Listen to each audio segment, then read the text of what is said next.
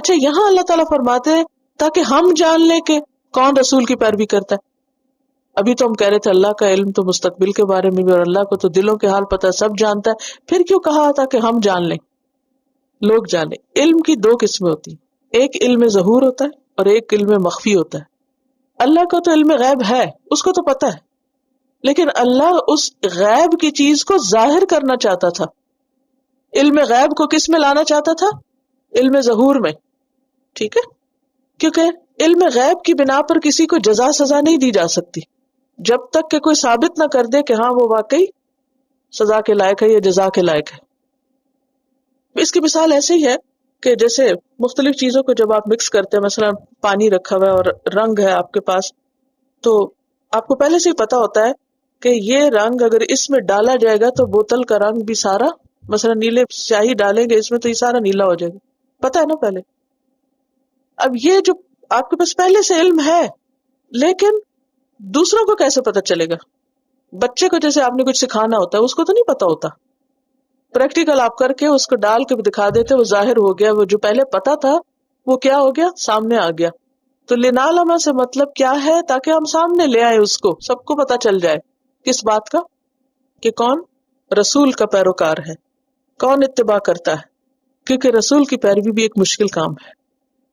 بہت سے لوگ کہتے ہیں ہم قرآن تو مان لیں گے لیکن حدیث نہیں مانیں گے، وہاں آ کے اٹک جاتے ہیں. یہ بھی ایک ٹیسٹ ہے. وما کان اللہ لیضیع ایمانکم، اللہ ایسا نہیں کہ تمہارے ایمان ضائع کر دے.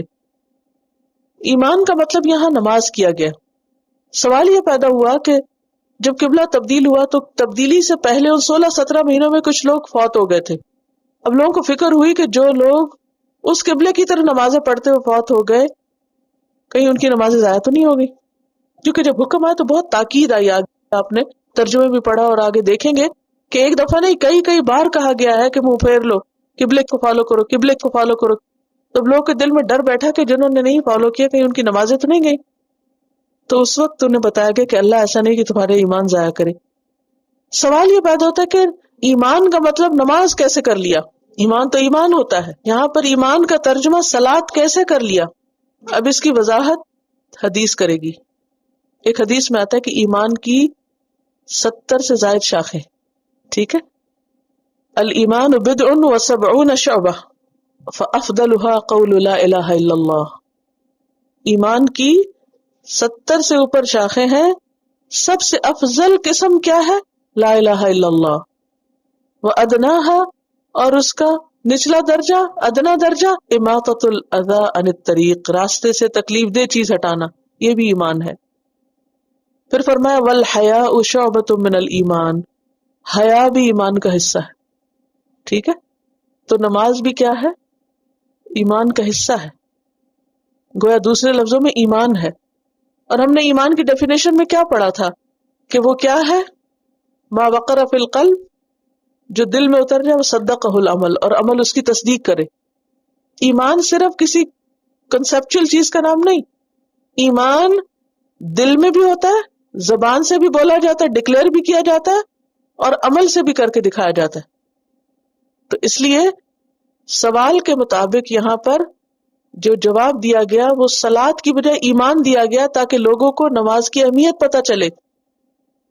جو شخص نماز ہی نہیں پڑھتا اس کا کوئی ایمان ہی نہیں. نماز کفر اور اسلام میں کیا کرتی ہے؟ فرق کرتی ہے. نماز کیا ہے؟ ایمان کا حصہ ہے. اور جو اپنی نماز ضائع کر دیتا ہے وہ دراصل اپنے ایمان کو ضائع کر دیتا ہے. قیامت کے دن سب سے پہلا حساب نماز کے بارے میں ہوگا. ان اللہ بالناس لرؤوف الرحیم، بے شک اللہ لوگوں پر البتہ شفقت کرنے والا، مہربان ہے. یعنی وہ لوگوں کو نقصان نہیں دیتا. اس نے یہ احکامات اس لیے نہیں دیے کہ لوگوں کی نمازیں ضائع ہو جائیں، وہ اس لیے دے رہا ہے تاکہ قیامت تک لوگوں کو ایک مرکز مل جائے، عبادت کے لیے ایک ڈائریکشن مل جائے، اور ان کے اندر ایک یونٹی پیدا ہو.